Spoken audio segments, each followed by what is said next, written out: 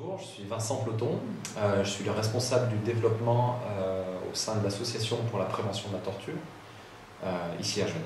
Et je suis français, j'ai 31 ans.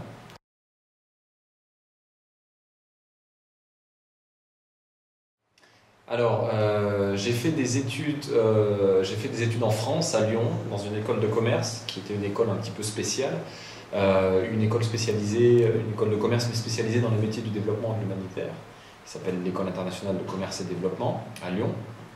Et suite à ça, je me suis orienté vers un cursus prévention des conflits à l'Université de Londres, au sein de School of Oriental and African Studies. Voilà, il y a un double cursus en sciences politiques et en école de commerce.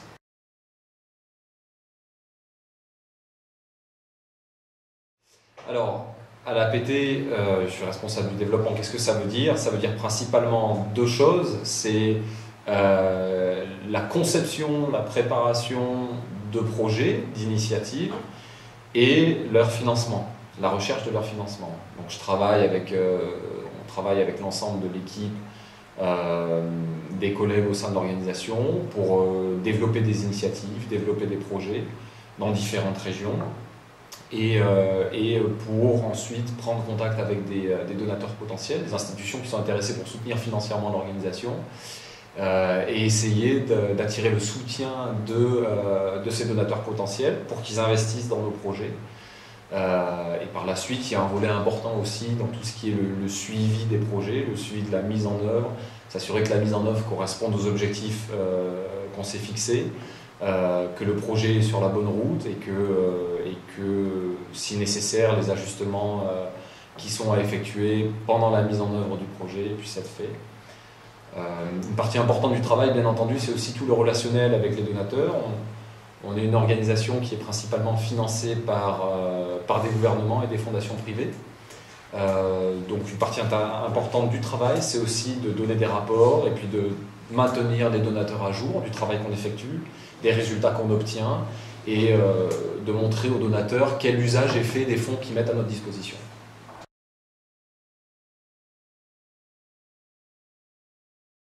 J'ai pu travailler pendant quelques temps à la fin de mes études dans le secteur humanitaire et de l'aide au développement. Et cette expérience m'a permis de me rapprocher un petit peu des questions de droits humains, puisque quand on travaille dans le secteur de l'aide humanitaire, en l'occurrence c'était au Pakistan et en Afghanistan principalement, on est dans des pays en conflit, des pays en guerre, donc on est confronté aux questions de violation des droits de l'homme. Et ça m'a vraiment, disons, dirigé vers ce secteur-là, le secteur des droits humains, et donner l'envie de participer au mouvement et d'apporter ma contribution à ce travail qui est celui de la promotion et de la protection des droits de l'homme. Une disposition à pouvoir travailler avec différentes cultures, différentes nationalités, ça c'est important. Si besoin, bien sûr, parler éventuellement anglais ou d'autres langues. Le travail en ONG généralement demande une certaine flexibilité. Ça ne veut pas dire qu'on n'a pas de rigueur dans le travail qui est fait dans les ONG, mais on a une flexibilité peut-être par rapport à d'autres secteurs qui fait aussi l'atout et la richesse du secteur des ONG. Et pour être peut-être un petit peu plus particulier, pour ce qui concerne le travail de recherche de fonds, bien entendu les qualités de capacité à mettre en place des relations humaines étroites avec les personnes avec qui on travaille, le pouvoir de persuasion, pour persuader les donateurs d'investir dans la cause pour laquelle on travaille.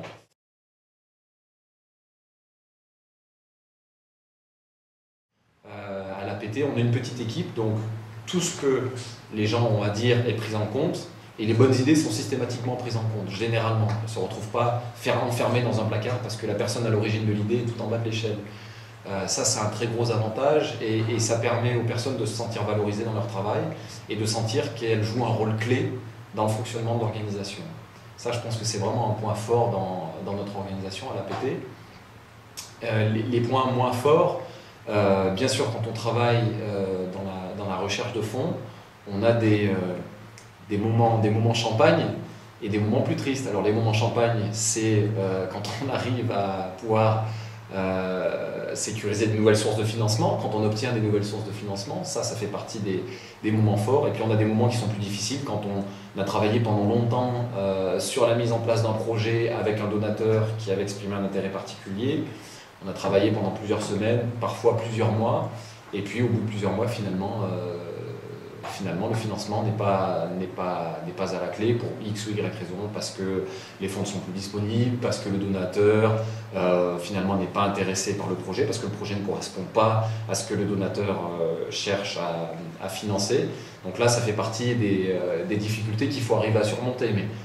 Mais je vous rassure, les moments champagne sont plus nombreux que les moments tristes.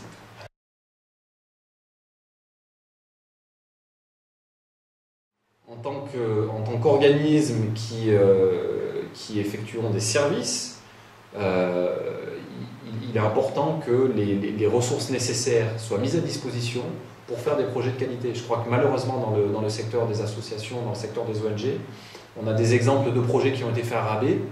Alors on peut dire d'un côté, voilà, le projet n'a pas coûté cher, mais quels ont été les résultats? Est-ce qu'on a atteint les objectifs? Est-ce qu'on a atteint l'impact? Et dans le cadre du projet, est-ce que vraiment les bénéficiaires ont pu bénéficier du projet? Et quelle a été la façon dont les autres populations ont été affectées? Parfois, on a des projets qui vont apporter un bien pour une population et faire un mal à une autre. On a beaucoup d'exemples de ce type-là. Donc là, je crois que la qualité est très importante et que la qualité a un prix. Ça, c'est vraiment un point important. Mais le deuxième point que je souhaite faire par rapport à votre question, c'est que je pense que l'excuse du manque de fonds est aussi parfois trop utilisée. Il faut être très attentif par rapport à l'utilisation du manque de fonds comme excuse pour l'inaction. On peut aussi faire beaucoup de choses avec des moyens limités. On peut être créatif, et je crois que là, pour le coup, c'est vraiment un facteur très fort du secteur associatif, du secteur des ONG, qui a montré qu'avec des très bonnes idées et pas nécessairement beaucoup de moyens, on peut faire des grandes choses.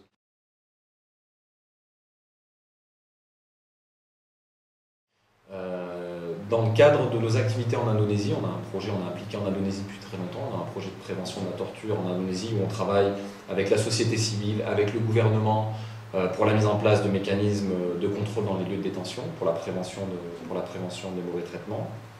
Et donc dans le cadre de ce projet-là, on a été amené l'an dernier à participer à une formation de juges et de policiers avec l'organisation nationale avec laquelle on travaille en Indonésie et qui a eu lieu dans cette province de Papouasie.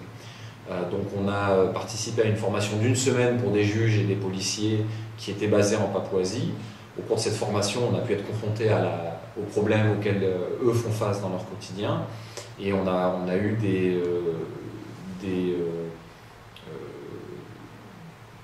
retours assez importants et une vraie dynamique mise en place pendant le cours qui semblait montrer que les participants étaient très enthousiastes, ils souhaitaient vraiment faire quelque chose, ils étaient bien conscients de l'interdit de torture et de la nécessité d'intégrer cet interdit de torture dans leur travail.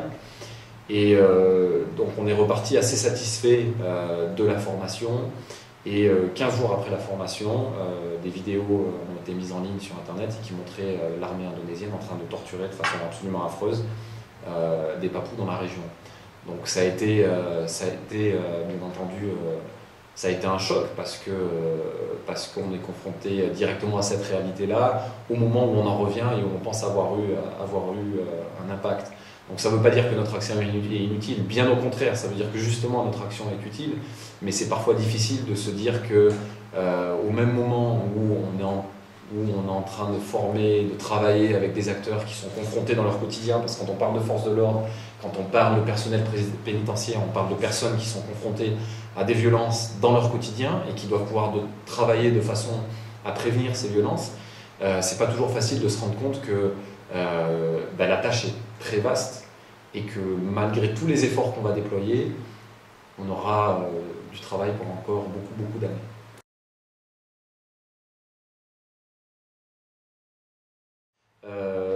des acteurs qui travaillent dans le domaine du désarmement, de la prévention des conflits, de la construction de la paix, des droits humains, de l'aide humanitaire.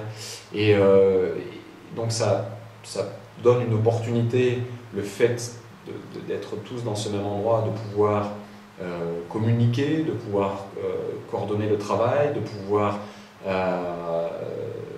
combiner les forces pour avoir un vrai impact sur le terrain. Je crois que la Genève internationale, c'est aussi, il me semble, un soutien de la part des autorités qui est très important.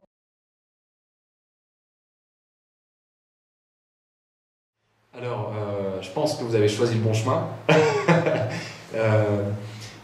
Il s'agit de métiers qui, comme tous les métiers, sont parfois difficiles et qui ont leurs difficultés, mais qui peuvent apporter une grande satisfaction personnelle et la bien réelle impression que sa petite contribution au niveau personnel participe à faire des grands rivières.